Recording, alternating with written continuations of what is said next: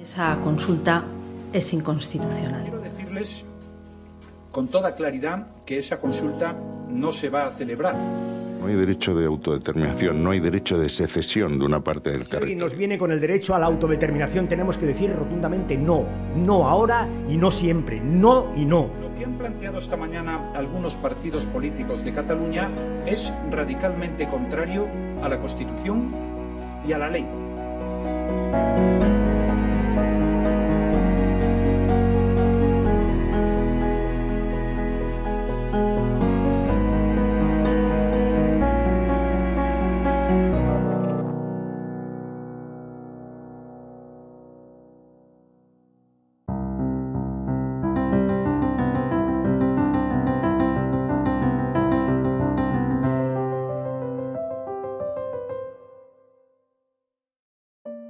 Votando, sin duda alguna, cuando hay un conflicto, y la democracia no es otra cosa que solución civilizada de conflictos, no solución incluso, sino institucionalización de los conflictos.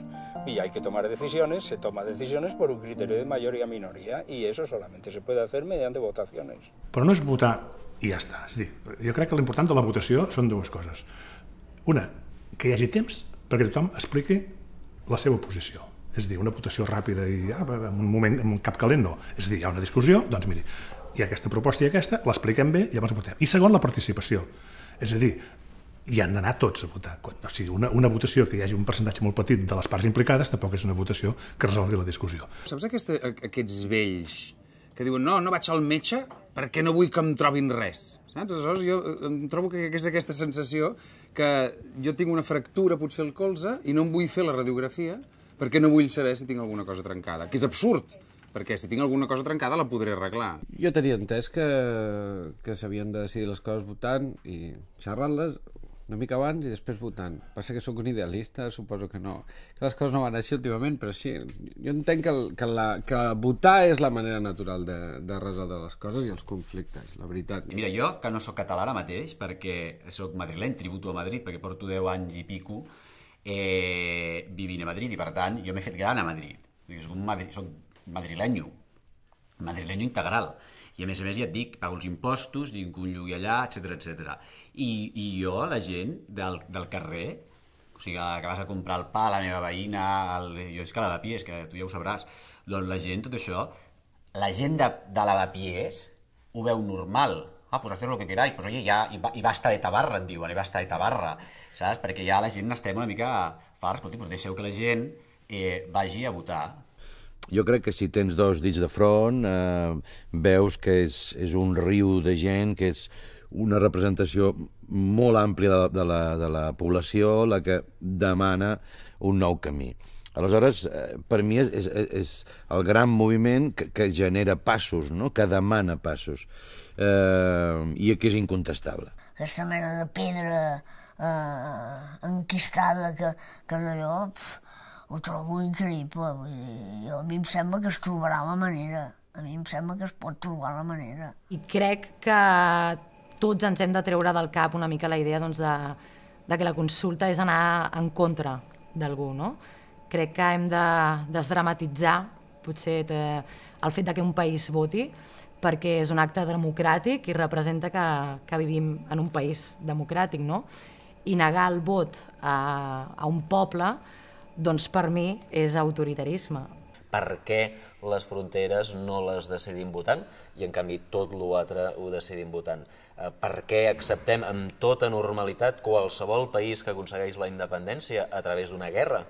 Per més violenta que sigui la guerra, ho acceptem. Tots els països que ho han aconseguit estan a les Nacions Unides. Per què això encara ho acceptem i en canvi posem totes les traves del món i totes les amenaces del món a qui vol aconseguir el mateix a través dels vots? Jo crec que a Espanya hi ha molta gent que hem arribat a dues conclusions que jo crec que són inapel·lables, o almenys per nosaltres ho són.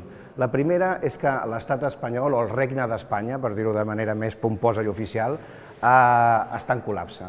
És un col·lapse multifuncional, per dir-ho d'alguna manera, un col·lapse de model econòmic, un col·lapse de model institucional, de moralitat pública, d'independència del sistema judicial, fins i tot si anem al cap de l'Estat i la seva família també es troba força col·lapsat.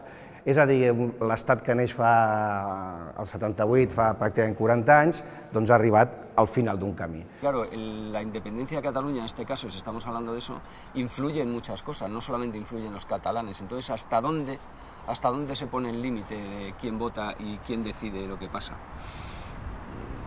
Yo ahí no te estoy diciendo que me posicione, digo que puede ser que ese argumento alguien lo esgrima, ¿no? Vamos a suponer que votamos todos los españoles acerca de si los catalanes tienen derecho a su vez a votar o no.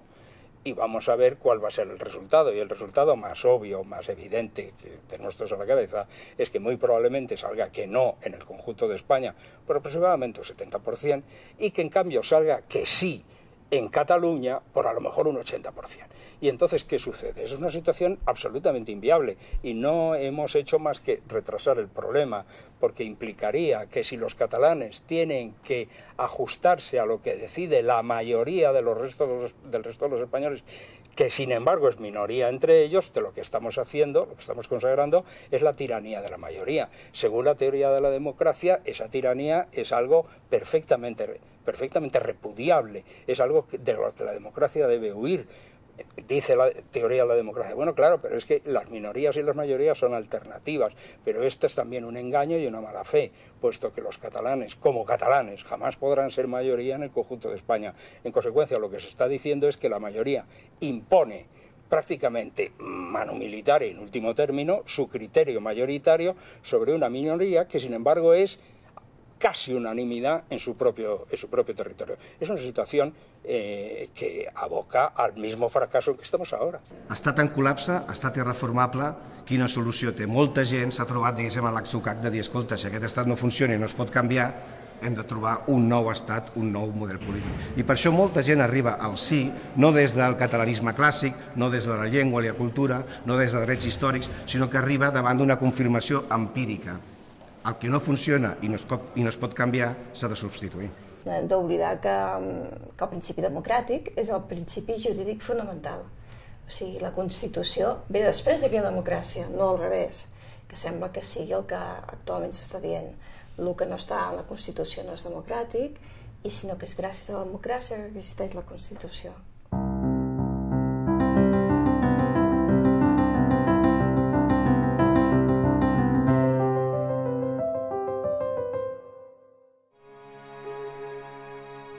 Els pobles han perdut la seva sobirania, la seva capacitat de decidir en mans d'entitats supranacionals, la Troika, la Unió Europea, els grans fons monetaris, els bancs.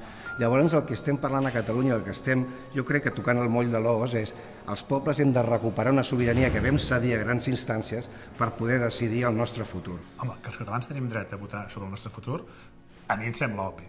Evidentment, també em sembla obvi, perquè ho sé, que la Constitució diu que no pot. Quan passa això, el que s'ha de fer, evidentment, no és canviar la voluntat dels catalans, sinó canviar la Constitució. Ara ens costa, perquè no ho fem, ens costa.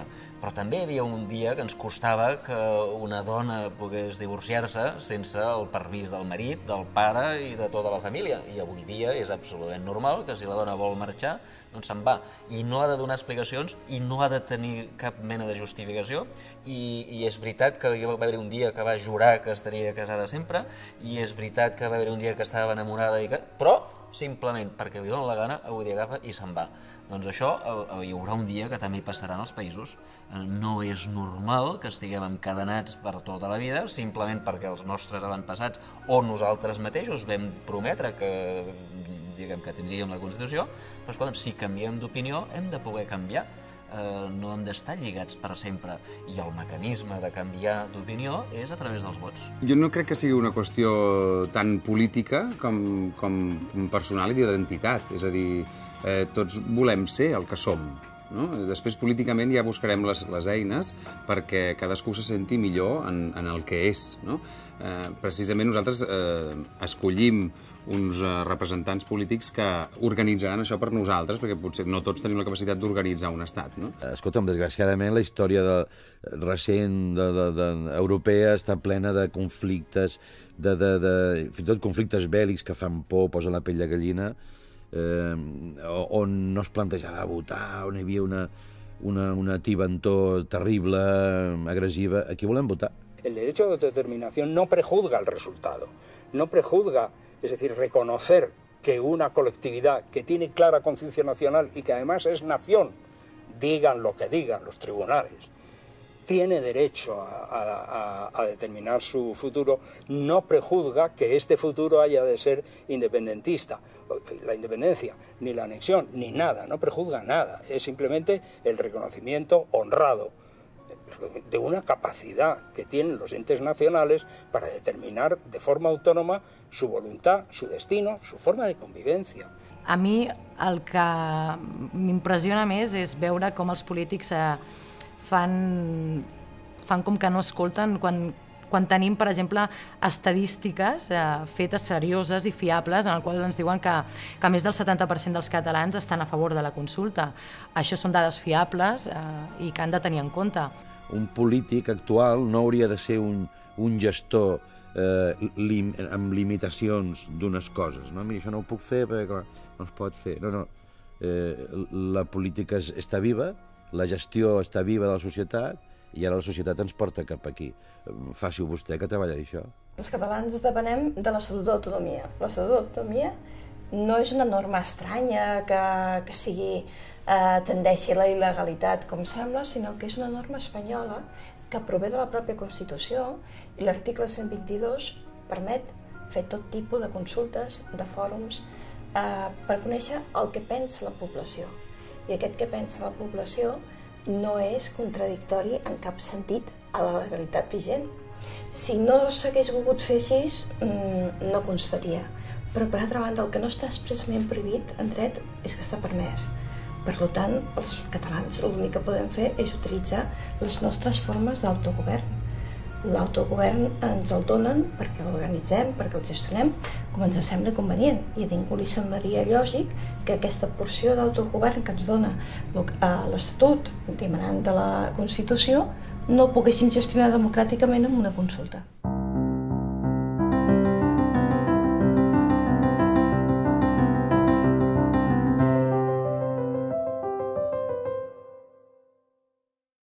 Algú realment pensa que quan es fa una votació només ha d'anar a votar el que estigui a favor d'un determinat color? Ho trobo absurd. Jo no he estat independentista mai i en principi no vull una Catalunya independent. Com a mínim no és una cosa que m'hagi plantejat mai, que m'hagi plantejat, no? Llavors, segurament voldria anar a votar també. I és veritat que sabem què pensen els que, per exemple, són independentistes en un grau molt intens, però potser no sabem què pensen molta altra gent, diguéssim, no? Si aquest referèndum surt un 90% que volem la independència, però aquests són tots els que han votat, i no han votat els que no la volen, serà una merda de referèndum, perdó, perquè no servirà, però l'únic que ha de servir aquest referèndum, que és per tastar quin és l'estat d'opinió dels catalans. Em preocupa la llibertat, la transparència i la tolerància en tot aquest procés. Que els proindependentistes estiguin en els mitjans, estiguin comunicant el seu missatge i que també ho siguin els altres. Jo, com a mínim, tinc una certa por que qualsevol entrevista que concedeixi o qualsevol comentari que faci en relació al procés, marca registrada, doncs serà utilitzat pels partidaris d'una opció o per l'altra com una arma cap als altres i em fa una certa mandra. I això em preocupa, no? Perquè hi ha com un clamor cap al diàleg o cap a voler xerrar del tema, però en realitat no hi ha espais per poder parlar-ne obertament i amb tranquil·litat i sense que ningú et jutgi, no?, d'entrada. No sé per què s'ha juntat aquesta cosa de que si jo vull fer la consulta és perquè vull votar que sí. Perdona, potser jo vull fer la consulta i vull votar que no. De fet, jo, per exemple, en el meu dia a dia estic envoltada de familiars i d'amics que tenen opinions molt diverses, però tots, absolutament tots, estan a favor de la consulta i per mi això és la democràcia en estat pur, no? Hi ha una cosa d'enriquiment col·lectiu que fa que totes aquestes veus, que unes són per un costat i les altres per l'altre, es puguin posar, si no es posen d'acord, però que la gent pugui votar, però votar des de sempre des de la llibertat. M'agradaria una Catalunya que sense complexes interns s'escolta ella mateixa, es debat ella mateixa i després pren una decisió. Perquè sigui vàlida aquesta consulta el que cal és que sigui pacífica, el que sigui democràtica, el que sigui imparcial, i quan això es compleixi, doncs serà qüestió de recomptar vots i s'ha acabat. Un cop sap aquest estat d'opinió, llavors és quan comencen les negociacions. No s'ha de negociar per votar. Un cop se sap el resultat de les votacions, és quan veient aquest resultat es veurà cap a quina direcció s'ha de negociar, perquè evidentment ens podem independitzar d'Espanya així a la brava, no? Però tot i independitzar-nos a la brava hi haurà un moment quan hem de dir, bueno, a veure, l'edifici del govern civil de qui és? Qui paga aquests impostos? Tots aquests funcionaris que en fem? És a dir, s'haurà de negociar igualment. Per tant, en aquesta negociació és important que es faci a partir del resultat d'un estat d'opinió. Acabem ja amb això. Arribem a alguna solució, la que sigui, i l'endemà continuem. Jo continuaré fent riure la gent, ho intentaré, i el fruiter del costat de casa meva m'ha de continuar venent fruita, sí o sí.